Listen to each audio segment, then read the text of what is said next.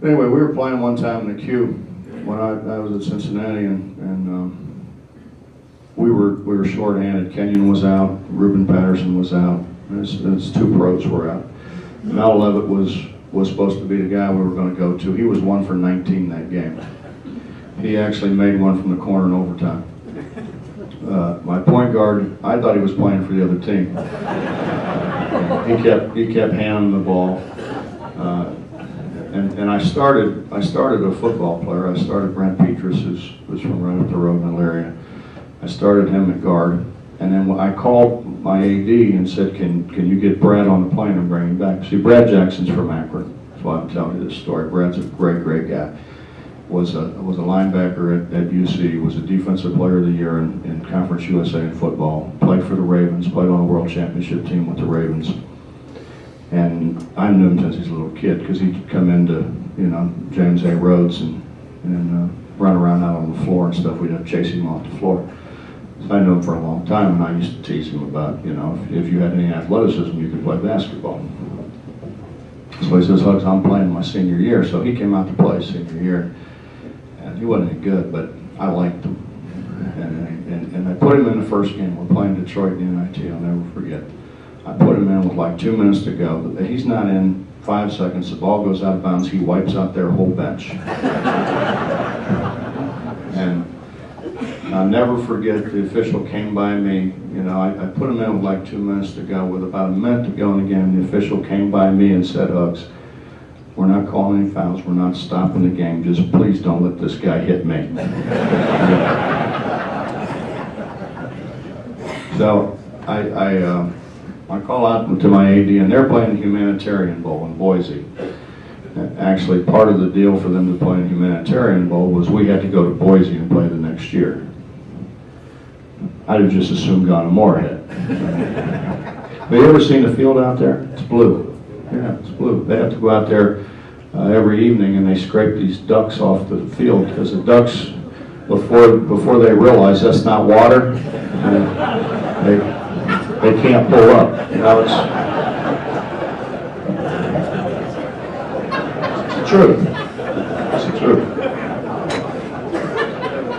So anyway, I call out to Boise, and my AD goes out and grabs Brad, and they put him on a plane, and they fly him back here, and we hurry, we get him dressed, and we've already kind of started pre-game warm-ups when he gets there, and so I grab him, and I'm trying to explain to him, if he gets in the game, what I want him to do, because he'd been with football, he didn't have any idea what we're trying to do, and he wasn't paying a bit of attention.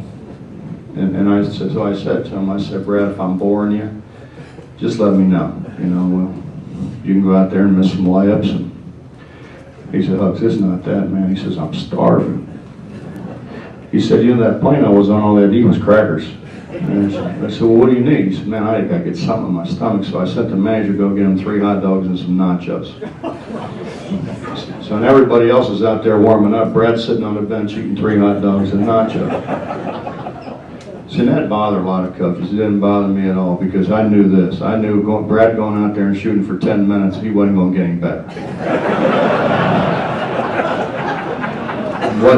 Wasn't like in those 10 minutes he was going to learn how to make a jump shot. You know what I'm saying? So I had 2 post guys.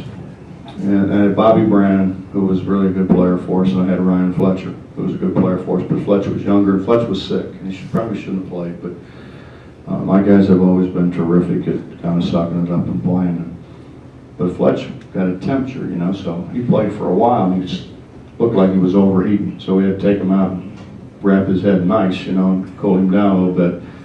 So I had nobody to put in but Brad, so I put Brad in. And I don't know how we can't score because my point guard, I got to keep the ball away from him. He wants to give it to the other team.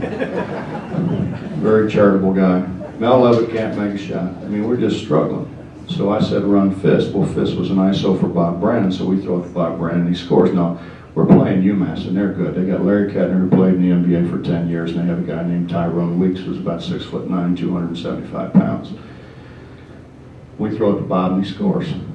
So we come down again. I said Fist again. We throw it to Bob, and he scores again. So now they're screaming, "Go double." Well, I got Brad in the game. So So we're trying to throw it in. The guy's over there, he's trying to double. So Dan Peters, Dan was always good. Dan would say, Hooks, you got to call timeout. And I said, okay. And he says, you got to figure out what to do to get that guy out of there. So I said, okay, timeout. And I turned to him. I said, everybody came in. I turned to Pete and I said, Pete's going to tell you how to get that guy out of there.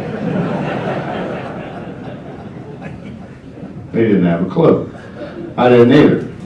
So I said to Brad, Brad, you can't let that guy go double Bob like that.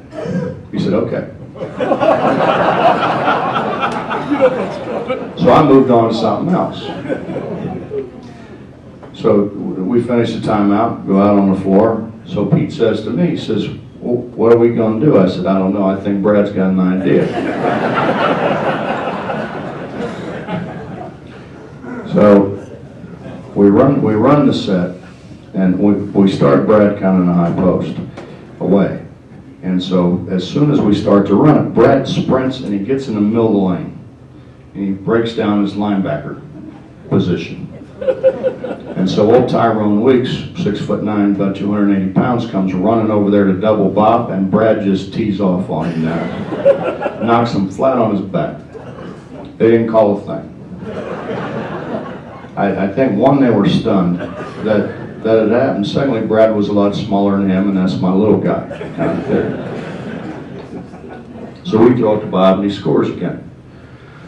So now, we go down, we finally get a stop. Well, now I don't know what to do. I mean, it's worked pretty good. I said fist, run fist again.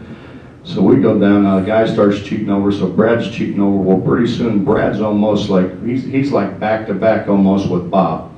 And he's in his linebacker position. And I couldn't help it. It's one of the few times I've ever just busted out laughing. I mean, I'm laughing like crazy because now you got to imagine, here's this guy, Tyrone Weeks, who's 6'9", about 280 pounds, and he's trying to juke Brad. Like he's a halfback. He's not juking Brad. I mean, Brad tackled everybody.